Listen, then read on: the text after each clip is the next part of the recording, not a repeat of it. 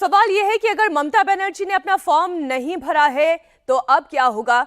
16 दिसंबर को चुनाव आयोग ड्राफ्ट लिस्ट जारी करेगी। ड्राफ्ट लिस्ट जारी होने के बाद कोई भी वोटर अपनी शिकायत या आपत्ति दर्ज करा सकता है। अब तक जो आंकड़े सामने आए हैं उसके मुताबिक पश्चिम बंगाल में 58,08,202 वोटर्स के नाम कट सकते हैं, क्योंकि इनमें से 24,18,699 वोटर्स मृत पाए गए हैं। 1,37,575 वोटर फर्जी हैं। 12,01,462 वोटर एड्रेस पर नहीं मिले, जबकि 19,93,087 ने एड्रेस बदल लिए हैं। अन्य लिस्ट में 57,509 वोटर्स के नाम हैं। ये सभी को पता है कि 16 दिसंबर को ड्राफ्ट लिस्ट जारी होने के बाद ये जानकारी मिलेगी, लेकिन ममता बनर्जी अभी से ये कह रही हैं कि वो किसी का नाम कटने नहीं देंगी, बंगाल में डिटेंशन सेंटर बनने नहीं देंगी। আর এখানে তোমাদের আদেশও চলবে না, মনে রাখবেন বাংলায় ডিটেনশন ক্যাম্প হবে না, হবে না, হবে না। ওরা বলছে তাড়িয়ে দেবো রোহিঙ্গা। কোথায় রোহিঙ্গা দেখাও, কোথা থেকে এলো? আর রোহিঙ্গা যদি হয় তো আসবে তো মণিপুর হয়ে, মিজোরাম হয়ে, নাগাল্যান্ড হয়ে। সেখানে এসআইআর হচ্ছে না কেন?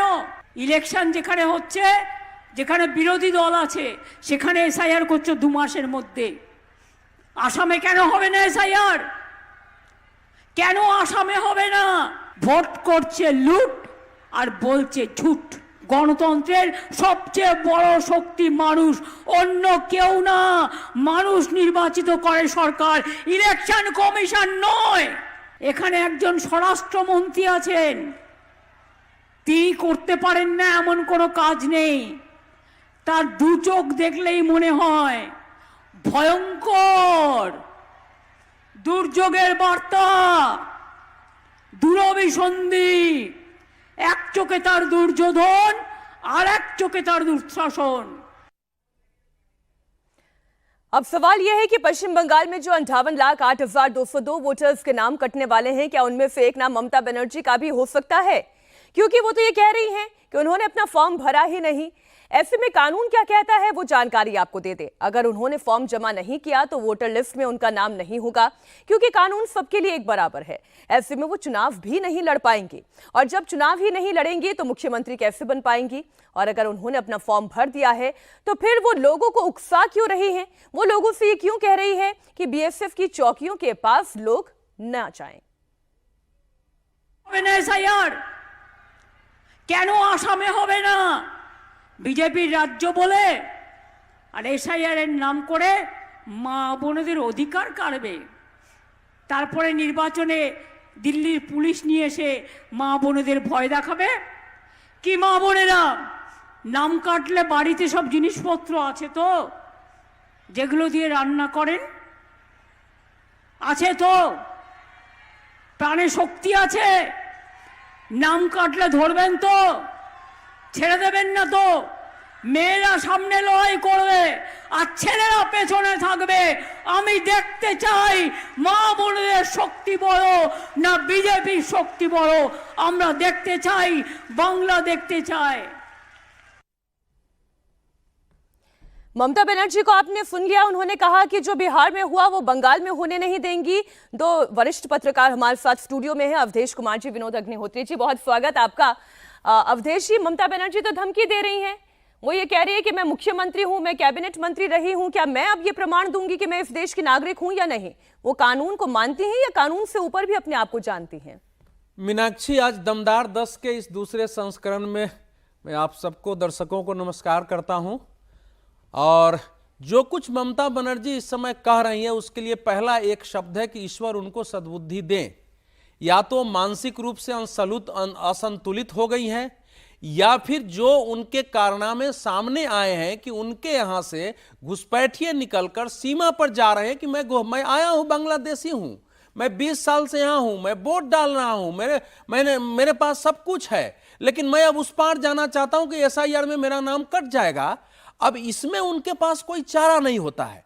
और यह उसी की पुनरावृत्ति है। जब भारत में नागरिकता संशोधन कानून आया था तो बड़ा आंदोलन हुआ कि कागज नहीं दिखाएंगे, तो कागज नहीं दिखाएंगे का एक एक्सटेंशन इसको आप कह सकते हैं। हालांकि मेरे पास जो खबर है कि उनका फॉर्म भर दिया गया है, तो फिर वो उकसा क्यों? तो यही बात है ना कि वो उकसा, उनको मालूम है कि पीपुल्स रिप्रेजेंटेटिव एक्ट के तहत अगर आपको विधानसभा या लोकसभा का चुनाव लड़ना है जो धारा 5 है, तो उस प्रदेश में आपका मतदाता सूची में नाम होना चाहिए, आपको भारत का नागरिक होना चाहिए।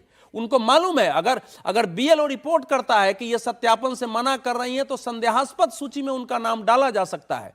तो वो उत्साह जरूर रही है, वो उत्साह इसलिए रही है कि एक वातावरण बना रहे कि जो इस समय यहाँ के अल्पसंख्यक हैं, मुसलमान हैं, मैं आपके साथ खड़ी हूं, उस तरह से कई प्रकार के वो तर्के देती हैं। लेकिन ये खतरनाक है कि भारत के संविधान के तहत शपथ लेने वाली एक मुख्यमंत्री जो कह रही है कि 3 बार मैं कैबिनेट मिनिस्टर रही हूं, 7 बार मैं सांसद रही हूं, वो एक संवैधानिक प्रक्रिया को की पालन करने के विरुद्ध लोगों को उत्तेजित कर रही है, भड़का रही है। विनोद जी, संवैधानिक प्रक्रिया के खिलाफ लोगों को उकसाकर वो क्या हासिल कर रही है? मैं बड़ी शुद्ध पॉलिटिकल राय आपसे जानना चाहती हूँ, क्या इससे वो वोट अर्जित कर रही हैं?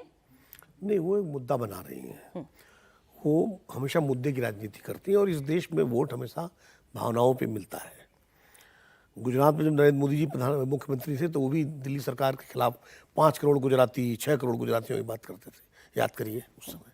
ममता बनर्जी उसी तरह बंगाल की बात कर रही, पूरे उसमें देखा आपने।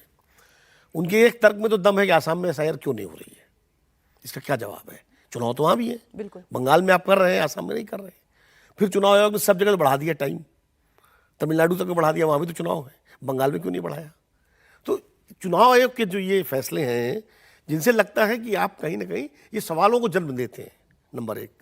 दूसरी बात ये, जहाँ तक मेरी जानकारी है, अगर बीएलओ आश्वस्त है कि मीनाक्षी कांडपाल वोटर हैं तो वो भी आपका फॉर्म भर के भेज सकता है। कोई जरूरी नहीं कि आप वो, ये चुनाव आयोग अगर आश्वस्त है कि भाई ममता बनर्जी इस देश की नागरिक है, मुख्यमंत्री नहीं, तो कुछ जरूरी नहीं ममता बनर्जी अपने हाथ से भरें, वो भी भर के भेज सकते हैं। तो इसलिए मुझे लगता है, जैसा अवधेश जी कह रहे हैं कि उनका फॉर्म भरा जा चुका है, तो हो सकता है बीएलओ ने भर दिया हो उनका फॉर्म। भाई कौन बीएलओ सत्यापित नहीं करेगा? ठीक है। बंगाल में बंगाल के मुख्यमंत्री का नाम उन्होंने अपने हाथ से नहीं भरा।